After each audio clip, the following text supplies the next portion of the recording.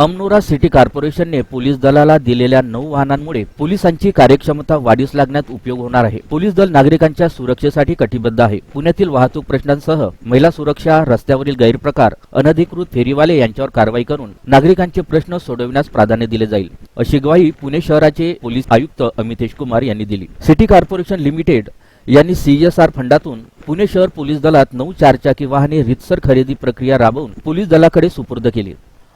वाहने हस्तांतरणाचा सोहळा पोलीस आयुक्त अमितेश कुमार यांच्या उपस्थितीत अमनोरा पार्क टाउन क्लब हडपसर येथे आयोजित करण्यात आला होता। त्यावेळी ते बोलत होते।